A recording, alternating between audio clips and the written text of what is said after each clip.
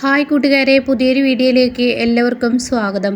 അങ്ങനെ ശ്യാം ആ കെമിക്കൽ ആ സ്പ്രേയിൽ ചേർക്കാൻ കേട്ടോ. അങ്ങനെ അഞ്ജലിയെ കൊല്ലാൻ വേണ്ടിയുള്ള ആ പരിപാടിയാണ്. നീ പോയെങ്കിൽ മാത്രമാണ് എനിക്ക് ശ്രുതിയെ കിട്ടുള്ളൂ, നീ എനിക്ക് ഇഷ്ടമാണ്, പക്ഷേ നിന്നെ എനിക്ക് ഒഴിവാക്കിയേ പറ്റുള്ളൂ എന്നൊക്കെ ഇങ്ങനെ പറഞ്ഞിട്ട് സോറി മോളെ എന്നൊക്കെ പറഞ്ഞിട്ടാണ് അത് ചെയ്യുന്നത് കേട്ടോ. എന്നാൽ ഈ സമയം ശ്രുതിയാണെങ്കിൽ പതുങ്ങിയാണ് വരുന്നത്. അശ്വിൻ്റെ മുന്നിലോട്ട് വരുമ്പോൾ ഇനിയൊരു ഉമ്മ വെക്കുമോ എന്നൊരു പേടിയോട് കൂടിയിട്ടാണ് വരുന്നത്. പക്ഷേ താൻ അശ്വിൻ്റെ മുന്നിലോട്ട് തന്നെ ചെന്ന് വിടുകയാണ് കേട്ടോ. അങ്ങനെ അശ്വിൻ ശ്രുതിയെ കാണുമ്പോൾ ഇങ്ങനെ നോക്കി നിൽക്കുകയാണ്. ഇതേ സമയം ശ്രുതിക്ക് ചിരിയടക്കാൻ കഴിയില്ല. കാരണം അശ്വിൻ്റെ മുഖത്ത് അഞ്ജലി തേച്ച് വെച്ച ആ ഒരു മഞ്ഞൾ കട്ടയുണ്ടല്ലോ, അത് കണ്ട് പൊട്ടിച്ചിരിക്കുകയാണ്. ഉടനെ തന്നെ ശ്രുതി ഇങ്ങനെ ചിരിക്കുന്നത് കാണുമ്പോൾ അശ്വിനെ ദേഷ്യം പിടിക്കുകയാണ്. അപ്പോൾ അശ്വിൻ്റെ മുഖം മാറുന്നെന്ന് കാണുമ്പോൾ ശ്രുതി ചിരി നിർത്തുകയാണ്. പക്ഷേ പിന്നെയും ചിരി വരുമ്പോൾ പിന്നെയും ചിരിക്കുന്നു. അങ്ങനെ അശ്വിൻ ഇങ്ങനെ തുറിച്ച് നോക്കുന്നത് കാണുമ്പോൾ പിന്നെയും നിർത്തുന്നു. അങ്ങനെ ഒരുപാട് തവണകൾ ഇങ്ങനെ ശ്രുതി ചിരിക്കുകയെന്ന് കാണുമ്പോൾ അശ്വിന് പെട്ടെന്ന് ആ കയ്യിലുള്ള ആ പാത്രം അങ്ങ് ശ്രുതിയുടെ കയ്യിൽ ഏൽപ്പിച്ചിട്ട് ശ്രുതിയുടെ ഷോളിൻ്റെ തുമ്പ് കൊണ്ട് ആ ഒരു മഞ്ഞൾ തുടച്ച് മാറ്റാനായിട്ടാ.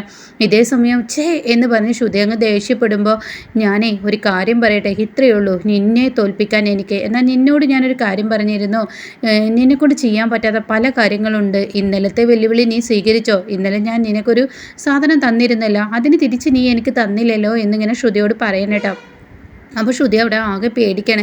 പക്ഷേ ഇതൊക്കെ കണ്ട് ശ്യാം ഒരു ഭാഗത്ത് നിൽക്കുന്നുണ്ട്. ഇപ്പുറത്താണെങ്കിലോ ഇങ്ങനെ പെട്ടെന്ന് എനിക്ക് വരികയാണ്. അപ്പോൾ എനിക്കയുടെ കയ്യിലൊരു വീഡിയോ ഒക്കെ ഉണ്ടാവും. അപ്പോൾ എനിക്ക് പറയണേ, എന്താണ് ശ്രുതി നിന്നെ എത്ര നേരമായി തിരഞ്ഞ് നടക്കുന്നത്? അപ്പോൾ അശ്വിനാണെങ്കിൽ ശ്രുതിയോട് സംസാരിക്കാൻ ഇഷ്ടപ്പെടുമ്പോഴൊക്കെ എനിക്ക് വന്ന് കയറുന്നത് കൊണ്ട് തന്നെ അശ്വിൻ ഇങ്ങനെ ദേഷ്യം പിടിക്കാൻ കേട്ടോ.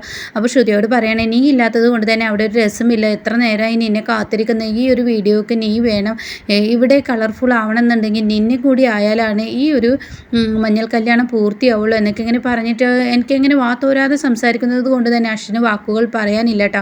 വാക്കുകൾ പറയാൻ കഴിയുന്നില്ല. അപ്പോഴൊക്കെ എനിക്ക് ഇടപെടാണ്. അപ്പോൾ വാ എന്ന് പറഞ്ഞിട്ട് വിളിക്കണം. ഇതേ സമയം അശ്വിൻ പിറകെ നിന്നിട്ട് ശ്രുതി എന്ന് പറഞ്ഞ് വിളിക്കുമ്പോൾ എനിക്ക് വിളിച്ചു കൊണ്ടുപോകണം കേട്ടോ. എന്നാൽ ഇതൊന്നും കണ്ടു നിൽക്കാനാവാതെ ദേഷ്യത്തോട് കൂടിയിട്ട് ഇങ്ങനെ ശ്യാം നിൽക്കുകയാണ്. ഇപ്പുറത്ത് എനിക്കയുടെ ആ പെരുമാറ്റം ഒട്ടും തന്നെ അശ്വിന് ഇഷ്ടപ്പെടുന്നുമില്ല കേട്ടോ.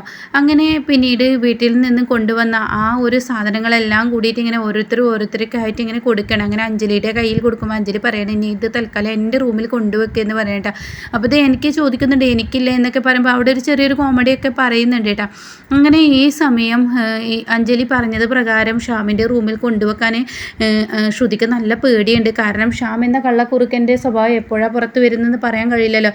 അതുകൊണ്ട് തന്നെ പേടിച്ച് പതുങ്ങി ഒരു പൂച്ചയെ പോലെ റൂമിലോട്ട് അങ്ങ് സാധനം വെക്കുമ്പോൾ തൻ്റെ ഷാൾ ആരോ പിറകിൽ നിന്ന് വലിക്കുന്നു. പക്ഷേ തനിക്ക് പൂച്ചെടിയാണോ അശ്വിനാണോ എന്നറിയാതെ തിരിഞ്ഞു നോക്കുമ്പോൾ കാണുന്ന കാഴ്ച അവിടെ ശ്യാം തൻ്റെ ഷാളിൽ നിന്ന് മഞ്ഞൾ തുടച്ച് കളയുന്നതായിരിക്കും കേട്ടോ. ഇത് കാണുന്നത് എന്നോട് കൂടി ശ്രുതിക്കങ്ങ് ദേഷ്യം പിടിക്കുകയാണ്.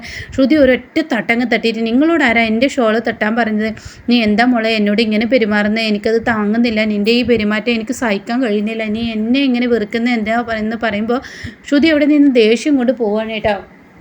എന്നാൽ ഈ സമയം ഇവിടെ ഇങ്ങനെ എനിക്ക് വീഡിയോ എടുത്തുകൊണ്ടിരിക്കുന്നുണ്ട് കേട്ടോ. എനിക്കയുടെ കയ്യിൽ ഇങ്ങനെ വീഡിയോ തന്നെയാണ്, ക്യാമറ തന്നെയാണ്. അപ്പോൾ ഈ സമയം ഇങ്ങനെ അഞ്ജലി ഇങ്ങനെ എല്ലാവർക്കും ചായ വിളമ്പി വെച്ചിരിക്കുകയാണ്. അപ്പോൾ അവിടെ ജിലേബി കൊണ്ടുവന്നിട്ടുണ്ടാവും. ആ ജിലേബി ഷാമു പറയുന്നത് ഇത് കഴിക്കുമോളെ എന്ന് പറഞ്ഞിട്ട് അഞ്ജലിക്ക് കൊടുക്കുകയാണ്. അപ്പോൾ തന്നെ അഞ്ജലി ഇത് ആരുണ്ടാക്കിയാന്ന് ചോദിക്കുമ്പോൾ എൻ്റെ കൈ കൊണ്ട് ഉണ്ടാക്കിയാന്ന് പറയട്ടോ. അത് കേൾക്കുന്ന ശ്രുതിക്ക് തീരെ ഇഷ്ടപ്പെടുന്നില്ല. അങ്ങനെ ശ്രുതി ദേഷ്യത്തോട് കൂടിയിട്ട് ആ ജിലേബി ഷാമു കൊടുക്കുമ്പോൾ വാങ്ങില്ല കേട്ടോ. എന്താ നിനക്ക് നല്ല ഇഷ്ടമാണല്ലോ ജിലേബി, പിന്നെന്താ നീ വാങ്ങാത്ത എന്നിങ്ങനെ ശ്യാം ചോദിക്കുമ്പോൾ അവിടെ ഒരു മറുപടി കൊടുക്കില്ല കേട്ടോ. ശ്രുതി ഇങ്ങനെ ദേഷ്യം കൊണ്ട് ശ്യാമിനെ നോക്കുകയാണ്. അപ്പോഴാണ് അഞ്ജലിക്ക് പെട്ടെന്ന് പുരോഹിതൻ്റെ ഫോൺ വരുന്നത്. അപ്പോൾ പുരോഹിതൻ പറയണേ, ഇന്ന് രാത്രി അവിടെ ഒരു പൂജയുണ്ട്, എന്തായാലും ഞാൻ ഇന്ന് രാത്രി വരാമെന്ന് പറയണേ. അങ്ങനെ പുരോഹിതൻ്റെ ഫോൺ കട്ട് ചെയ്തതിന് ശേഷം അഞ്ജലി ശ്രുതിയോട് പറയണേ, ഇന്ന് പുരോഹിതൻ വരുന്നു എന്നല്ല പറഞ്ഞത്, അപ്പോൾ അതുകൊണ്ട് നിങ്ങളെല്ലാവരും ഇന്ന് രാത്രി ഇവിടെ വേണമെന്ന് പറയട്ടോ. എന്നാൽ ഈ സമയം ഇത് കേട്ടിട്ട് അങ്ങ് എല്ലാവരും പോവുകയും ചെയ്തു. ഇതേ സമയം എനിക്കെയും ശ്രുതിയും മാത്രമാണ്. അപ്പോൾ എനിക്ക് ചോദിക്കുകയാണ്, എനിക്ക് എന്താ ജിലേബി ഇഷ്ടപ്പെടാത്ത? എനിക്ക് ഏറ്റവും ഇഷ്ടമുള്ള ഒരു സാധനമല്ലേ ജിലേബി, പിന്നെ എന്താ നീ കഴിക്കാത്ത എന്ന് ചോദിക്കുമ്പോൾ ശ്രുതി അവിടെ ഒരു മറുപടി പറയില്ല കേട്ടോ. എന്നാൽ ഈ സമയം അഞ്ജലി വന്നിട്ട് പറയണം, ഒത്തിരി വളകൾ ഞാൻ അവിടെ എടുത്തു വെച്ചിട്ടുണ്ട്, അതൊക്കെ ഒന്ന് സെറ്റ് ചെയ്ത് വെച്ച് നീ എന്ന് പറയണം, ഇന്ന് രാത്രിക്കത്തെ പരിപാടിക്കാണെന്ന് പറയണേ. അപ്പോൾ എനിക്ക് പറയാം, ഞാനും കൂടി വരാം, എൻ്റെ ക്യാമറയിൽ ഇത് പകർത്തുന്നത് നല്ലതാണെന്ന് പറയണേ. അങ്ങനെ ശ്രുതി അതിൽ നിന്നും ആ ബോക്സിൽ നിന്ന് ഓരോ വളകൾ ഇങ്ങനെ എടുത്ത് നോക്കണം കേട്ടോ. എന്നിട്ട് തൻ്റെ കൈകളിൽ ഇട്ടിട്ട് ഇതിങ്ങനെ എനിക്കോട് ചോദിക്കുകയാണ്, ഈ വളയിട്ട എങ്ങനെ ഇരിക്കുമെന്ന് ചോദിക്കുമ്പോഴാട്ടോ അശ്വിൻ ആ വഴി പോകുന്നത്. അശ്വിനാണെങ്കിൽ എനിക്കും ശ്രുതിയുമായി ഒരുമിച്ചിരുന്ന് സംസാരിക്കുന്നത് കാണുമ്പോൾ ഇഷ്ടപ്പെടുന്നില്ല. അപ്പോൾ അശ്വിൻ ഇങ്ങനെ ഫോൺ കോളിലാണ്. അപ്പോൾ തന്നെ അശ്വിൻ പെട്ടെന്ന് അവിടെ നിൽക്കുന്ന ജയപ്രകാശിനോട് പറയണേ എനിക്കൊരു ഗ്ലാസ് ചായ കോഫി കൊണ്ടുപോവാ എന്ന് പറയണ്ട. അപ്പോൾ അതോട് കൂടിയിട്ട് ഇവരുടെ അടുത്ത് അശ്വിൻ വന്നിരിക്കുകയാണ്. പിന്നെ താൻ വന്നിരിക്കുന്നുണ്ടെങ്കിലും ഒന്നും അറിയാത്തതുപോലെ ഇങ്ങനെ പെരുമാറേട്ടാ. ഈ സമയം അശ്വിനാണെങ്കിൽ അശ്വിൻ്റെ മുന്നിൽ വെച്ച് ശ്രുതി ഇങ്ങനെ ചോദിക്കുന്നുണ്ട് ഈ വള എങ്ങനെയുണ്ട്. അപ്പോൾ എനിക്ക് പറയുന്നുണ്ട് ഇത് ഒന്നായിട്ട് ഇടല്ലേ മോളെ, നീ 2-3 എണ്ണമായിട്ട് ഇടും, നല്ല ഭംഗിയുണ്ടാവും. അപ്പോൾ 3 എണ്ണ ഇടുകയാണ് കേട്ടോ. അങ്ങനെ 3 എണ്ണ ഇങ്ങനെ ഇടുമ്പോൾ നല്ല ഭംഗി തോന്നണം കേട്ടോ. ഇതേ സമയം എനിക്ക് പറയാം നല്ല ഭംഗിയുണ്ട് എന്ന് പറയണേ. ഇനി ഈ വളം കൂടി ഇട്ട് നോക്കിയത് പറയുമ്പോൾ എനിക്കയുടെ കൈ തട്ടി ആ വളകളെല്ലാം താഴെ വീഴണം. അപ്പോൾ അയ്യോ എന്ത് പണിയാണ് ഞാൻ കാണിച്ചത് എനിക്ക് ഇങ്ങനെ പറയുമ്പോൾ എനിക്കോട് ശ്രുതി പറയണേ ടെൻഷൻ ആവണ്ട, ഞാൻ തന്നെ എടുത്തു വെച്ചോളാം എന്ന് പറയട്ടെ. അപ്പോൾ ഇതൊക്കെ കണ്ടിട്ട് അശ്വിൻ ഇങ്ങനെ കൈ തരിക്കുന്നുണ്ട്. എനിക്ക് ശ്രുതിയോട് ഇങ്ങനെ ഓവറായി പെരുമാറുന്നത് കാണുമ്പോൾ നന്നായി ദേഷ്യം പിടിക്കണം കേട്ടോ. അങ്ങനെ പിന്നീട് എന്ത് ചെയ്യുന്നു, എനിക്ക് ആ ഒരു ദേഷ്യം പിടിച്ചിങ്ങനെ ഈ വള പൊറുക്കാനായിട്ട് ഇങ്ങനെ ശ്രുതി താഴോട്ട് ഇറങ്ങിയിരിക്കുകയാണ്. അപ്പോൾ ശ്രുതിയുടെ ഈ ഡ്രസ്സിൻ്റെ ബാക്കിലെ കെട്ടുണ്ടല്ലോ അത് അഴിഞ്ഞിട്ടുണ്ടാവും. അങ്ങനെ ശ്രുതിയുടെ മുടിയാണെങ്കിൽ ഒന്നിച്ച് അടക്കി കെട്ടിയത് കൊണ്ട് തന്നെ ശ്രുതിയുടെ ഈ പുറങ്ങനെ കാണുകയാണ്. പക്ഷേ എനിക്കയുടെ കണ്ണിൽ അത് കാണുമ്പോൾ എനിക്കയുടെ കണ്ണെടുക്കാൻ തോന്നുന്നില്ല. എനിക്ക് അത് തന്നെ അങ്ങനെ നോക്കി നിൽക്കുന്ന അശ്വിന് കാണുകയാണ്. അപ്പോൾ അശ്വിൻ അങ്ങ് ദേഷ്യം പിടിച്ച് അശ്വിൻ പെട്ടെന്ന് എണീറ്റിട്ട് ശ്രുതിയുടെ മുടിക്കെട്ട് അങ്ങ് അഴിച്ചിടാണ് കേട്ടോ. ഇതോടുകൂടി ശ്രുതി അങ്ങ് ദേഷ്യപ്പെടാണ്. എന്താ നിങ്ങൾ കാണിച്ചത് എന്നിങ്ങനെ പറയാനായിട്ട്. അപ്പോൾ അവിടെ അശ്വിനായിരിക്കും. അപ്പോൾ അശ്വിൻ ആയതുകൊണ്ട് തന്നെ ശ്രുതിക്കൊന്നും പറയാനും കഴിയുന്നില്ല കേട്ടോ. പറയേണ്ടത് പറയും ചെയ്തു, പക്ഷെ പറയാനും കഴിയുന്നില്ല. പിന്നീട് ആകാശിനെയാണ് കാണിക്കുന്നത്. ആകാശ് ഇങ്ങനെ പ്രീതിക്ക് ഫോൺ വിളിച്ചിരിക്കുകയാണ്. അപ്പോൾ പ്രീതി നീ എന്താ ഇന്ന് രാത്രി വരില്ലേ, ഞാനൊരു കാര്യം ചോദിച്ചാൽ നിങ്ങൾ സത്യം പറയുമോ, ഇന്നലെ അവിടെ പറഞ്ഞത് കേട്ടു നിങ്ങളുടെ വിവാഹ മണ്ഡപം വരെ ബുക്ക് ചെയ്തിട്ട് അത് മുടങ്ങിയെന്ന്, അതിനെന്താ കാരണമെന്ന് ചോദിക്കുമ്പോൾ ആകാശിന് കാര്യങ്ങൾ പിടികിട്ടിയിട്ടോ. പ്രീതിയുടെ ഉള്ളിൽ വേവലാതി വന്നിരിക്കുന്നു. ഈ വീട്ടിൽ തൻ്റെ അമ്മക്ക് ഇഷ്ടമില്ലാതെ വന്നു കഴിഞ്ഞാൽ തീർച്ചയായും തനിക്ക് ആ ഒരു ഇത് കിട്ടില്ലേ എന്നൊരു പേടി. അങ്ങനെ പ്രീതിയോട് ആകാശ് പറയാൻ ഇനി പേടിക്കണ്ട, ഈ വീട്ടിൽ തന്നെ എല്ലാവരും അംഗീകരിച്ച സ്ഥിതിക്ക് നിനക്ക് എന്തായാലും ഒരു ബുദ്ധിമുട്ട് ഈ വീട്ടിൽ വരില്ല, അത് എൻ്റെ വാക്കാണ്, എൻ്റെ ഉറപ്പാണ് എന്നൊക്കെ പറയുമ്പോൾ പ്രീതിക്ക് സമാധാനമാവാണ്. ഇതേ സമയം അശ്വിനാണെങ്കിൽ ശ്രുതിയുടെ മുടിക്കുട്ട് ഊരിയിട്ടിരിക്കുന്നത് പുറം കാണാതിരിക്കാൻ വേണ്ടിയിട്ടാണല്ലോ. പക്ഷെ അത് ശ്രുതിക്ക് അറിയില്ല. അങ്ങനെ ശ്രുതി നിങ്ങൾ എന്താ ഈ ചെയ്തത് എന്ന് പറഞ്ഞിട്ട് ശ്രുതി അവിടെ നിന്ന് ദേഷ്യത്തോടു കൂടി പോകുമ്പോൾ പെട്ടെന്ന് കാണാം അഞ്ജലി വിളിക്കുന്നത് നിങ്ങളിവിടെ വന്നേ, ആകാശിനും പ്രീതിക്കും ഞാൻ വലിയൊരു സർപ്രൈസ് ഒരുക്കിയിട്ടുണ്ട്, അതൊന്ന് കണ്ടു നോക്കിയെന്ന് പറയട്ടോ. അപ്പോൾ ഈ സ്വിമ്മിംഗ് പൂളിൽ റോസാപ്പൂക്കളൊക്കെ ഇട്ട് അതിൻ്റെ മുകളിലായിട്ട് ഇങ്ങനെ പേരൊക്കെ എഴുതിയിട്ട് അങ്ങനെ ഒരു ഇതായിരിക്കട്ടോ.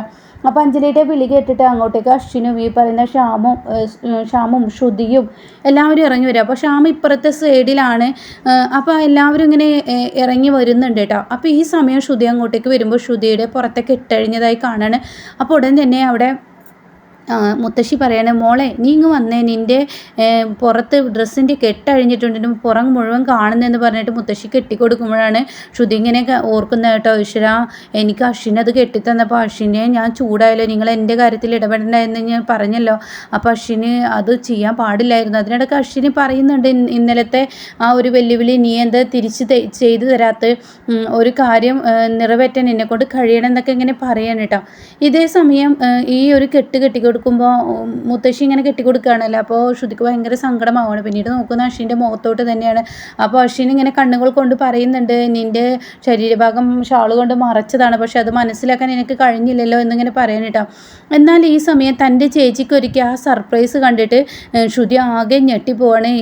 ഇതോടുകൂടി ശ്രുതി പറയാണ് എന്തായാലും അമ്മായിയും ഈ പറയുന്ന ഈ ആൻറ്റിയും ഈ പറയുന്ന എൻ്റെ അഞ്ജലിയും മുത്തശ്ശിയും ഒക്കെ എൻ്റെ ചേച്ചിക്ക് ഇത്രയും വലിയ സർപ്രൈസ് ഒരുക്കിയല്ലോ, ഇതിന് നന്ദി പറയാതിരിക്കാൻ കഴിയില്ല എന്ന് പറയാം. അഞ്ജലി ആ ഒരു എടുത്തുചാട്ടമല്ലോ ശ്രുതിക്ക്, സന്തോഷം കൊണ്ട് ഇങ്ങനെ തുള്ളിച്ചാടിയിട്ട് ആദ്യം അഞ്ജലിയോ ഉമ്മ വെക്കുകയാണ്, പിന്നീട് മുത്തശ്ശിയോ ഉമ്മ വെക്കുകയാണ്, വരിവരിയായി അവരിങ്ങനെ നിൽക്കുന്ന മുത്തശ്ശിയോ ഉമ്മ വെക്കുകയാണ്. അത് കഴിഞ്ഞതിനോട് കൂടിയിട്ട് പിന്നീട് മനോരമയെ ഉമ്മ വെക്കുന്നുണ്ട് കേട്ടോ. മനോരമയെ ഉമ്മ വെച്ചതിന് ശേഷം പിന്നീട് ചെന്ന് വെക്കുന്നത് അശ്വിനെ ആയിരിക്കും. പക്ഷേ അശ്വിനെ അറിഞ്ഞുകൊണ്ടല്ല, ശ്രുതി കണ്ണുമൂക്കും ഇല്ലാതെ ആയതുകൊണ്ട് തന്നെ അങ്ങനെ അങ്ങ് നോക്കി ഉമ്മ വെച്ചതാണ്. പിന്നീട് ഉമ്മ വെച്ചതിന് ശേഷമായിരിക്കും ശ്രുതിക്ക് ഓർമ്മ വരുന്നത് ഈശ്വരൻ ഞാൻ ഉമ്മ വെച്ചത് അശ്വിനെയാണല്ലോ.